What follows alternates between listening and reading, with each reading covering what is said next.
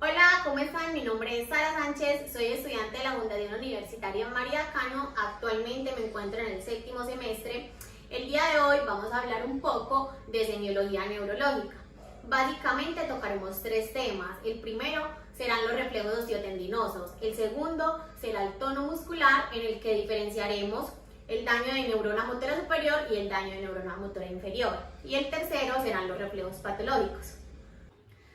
Daremos inicio con los reflejos osteotendinosos. El reflejo osteotendinoso es una contracción muscular involuntaria e inmediata que se adquiere al percutir con el martillo de reflejos en el centro del tendón.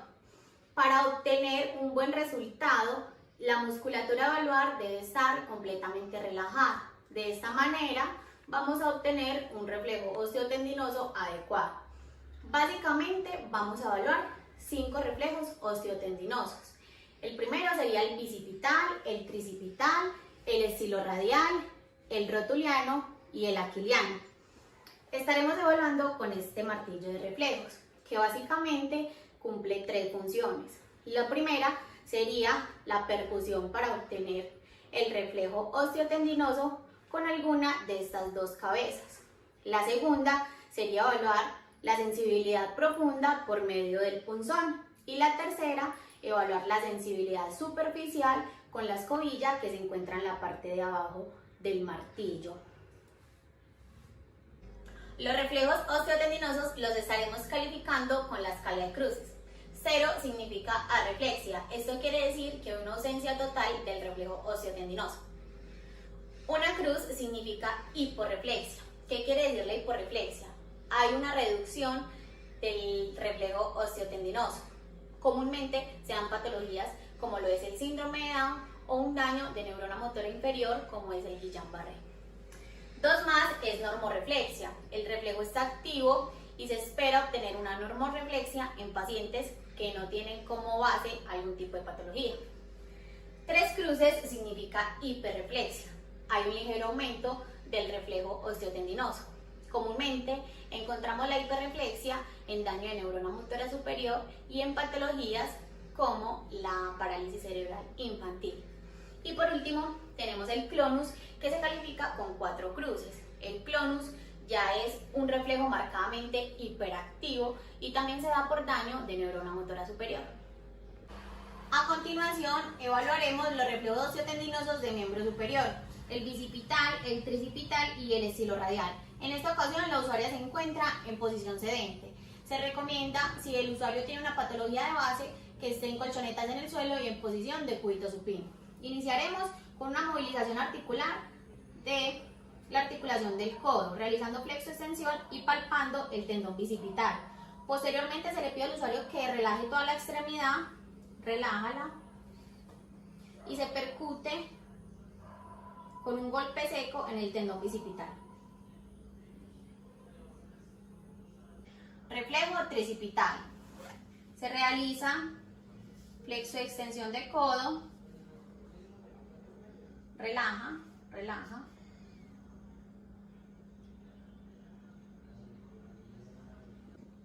Reflejo estiloradial. Se palpa el tendón, se ubica y se percute. A continuación evaluaremos los reflejos osteotendinosos de miembros inferiores. Empezamos con el rotuliano. Debemos de hacer una flexoextensión de rodilla, palpamos el tendón, al encontrarlo, relaja, relaja, se percute en seco. Para evaluar el reflejo aquiliano, la usuaria se encontrará en arrodillado alto. En caso de no poder realizarlo, en posición de cúbito prono o de cúbito supino. Debemos de palpar el tendón. Al encontrarlo, percutimos.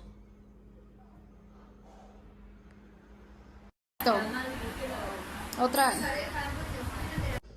A continuación vamos a hablar del tono muscular. El tono muscular es una contracción muscular sostenida en la cual existe un perfecto balance entre la musculatura agonista y la antagonista. Con respecto al tono muscular, a nivel del sistema nervioso central existen algunos reguladores. A grosso modo vamos a mencionar algunos. La vía reticuloespinal y la vía vestibuloespinal son facilitadoras del tono muscular y la vía piramidal es una inhibidora. A nivel del neocerebelo existe la serotonina, que esto quiere decir que es una facilitadora del tono muscular, pero a su vez en el paleocerebelo existe el neurotransmisor GABA, que sería un inhibidor. Además de esto, con respecto a los ganglios basales, cumplen una función fundamental para la regulación del tono muscular. Para examinar el tono muscular existen varias formas. En esta ocasión mencionaremos 3 formas básicas de examinar el tono muscular. La primera sería la observación. Debemos de ser muy cautelosos a la hora de observar la simetría del paciente, ya que esto es un indicador de que el paciente puede tener algún tipo de alteración en el tono muscular. La segunda es la movilización articular, que se hace de una manera pasiva, ya que es la única forma de darnos cuenta por medio del movimiento pasivo de que existe una hipertonía o una hipotonía. Y por último, la palpación. La palpación es clave en la examinación del tono muscular, ya que por medio de nuestros pulpejos podemos determinar un pronóstico más puntual en cuanto al estado del tono muscular. Evaluación del tono muscular. Recuerden las 3 formas de evaluar el tono muscular. Observar que todas las extremidades, las inferiores y las superiores, estén simétricas, que no exista ningún tipo de sinergia, ni flexora ni extensora. Segundo, es muy importante realizar las movilizaciones pasivas, ya que esa es la única manera de determinar qué tono tiene su usuario. Y tercero, la palpación. En este caso, evaluaremos solamente la articulación del codo y de la rodilla. Se realizarán movilizaciones pasivas de toda la articulación.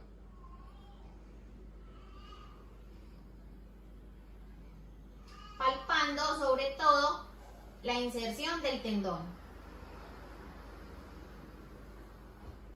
Recuerden que el tono muscular se evalúa con la escala de Ashworth modificada para espasticidad y con la escala de Campbell para hipotónicos. En este caso vamos a evaluar la articulación de la rodilla. Realizaremos movimientos pasivos en todo el arco de movimiento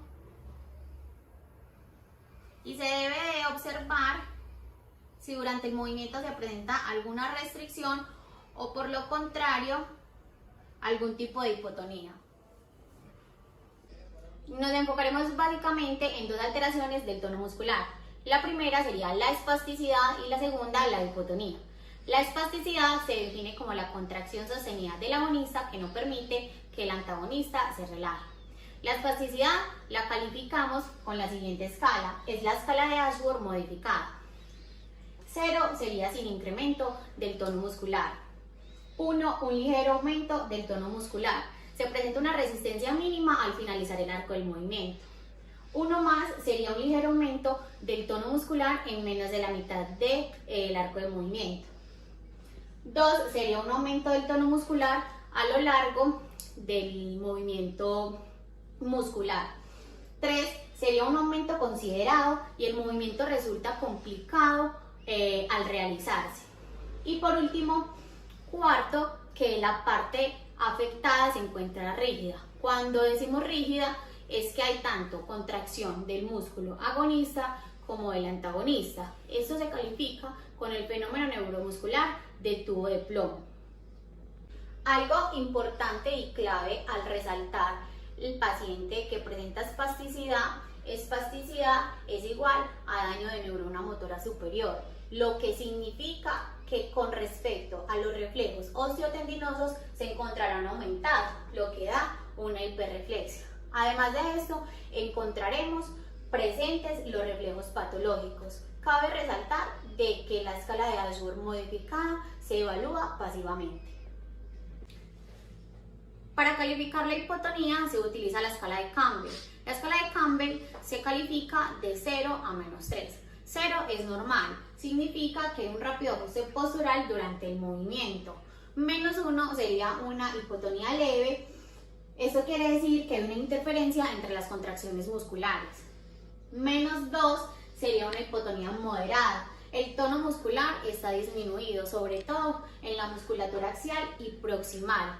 Esto significa que también hay una disminución en cuanto a mantener una postura por un determinado tiempo. Y -3 sería una hipotonía severa, que en este caso ya existe una inhabilidad para mantenerse en contra de la gravedad.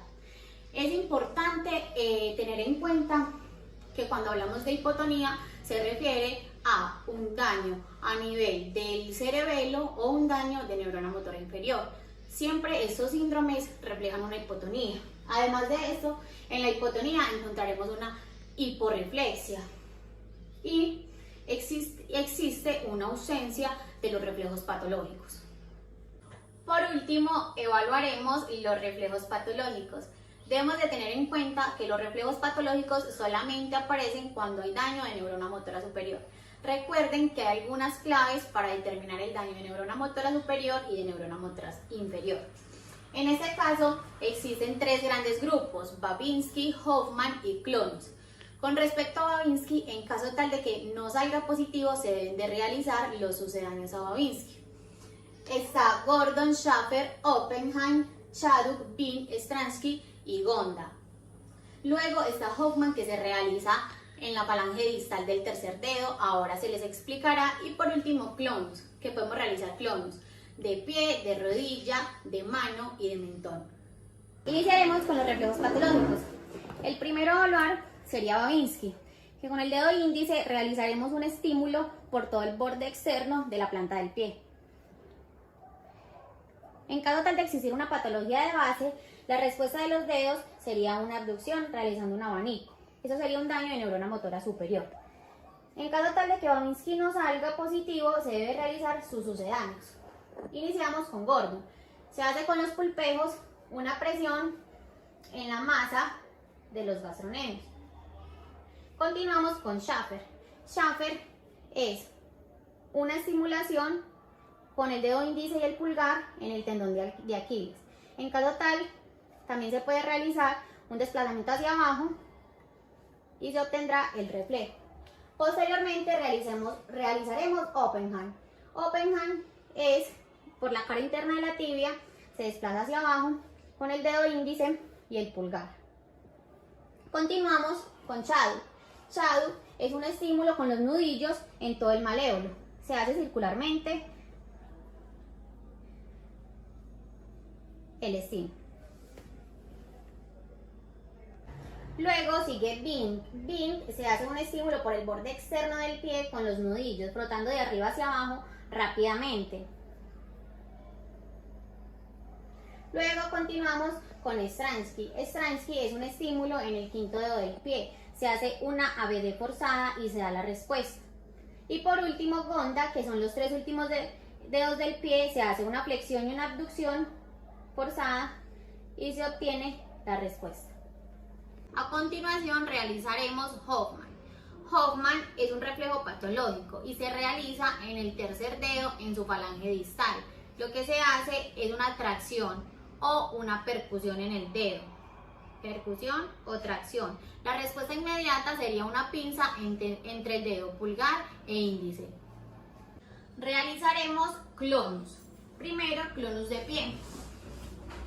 Se debe de posicionar de esta forma y con la zona tenar de nuestra mano se hace un golpeteo y la reacción sería una flexoextensión de pie hiperactiva. Posteriormente también se puede realizar Clonus de rodilla. Lo que hacemos con el Clonus de rodilla es descender la rótula hacia abajo y se obtendrá la reacción hiperactiva del movimiento rotuliano. Se hace de esta manera. Simplemente se desplaza la rótula hacia abajo. Porque veamos, aquí vamos, en el orden que vamos en esto. También está el Clonus de mano. Lo que se hace es, con la zona hipotenar, se hace el estímulo hacia arriba e inmediatamente se va a obtener el movimiento repetitivo de flexoextensión de muñeca. Por último está el reflejo de Clonus de mentón. Lo que hacemos es algo muy parecido a la rótula y es descender el mentón hacia abajo. Se desciende y se va a obtener el Clonus de mentón.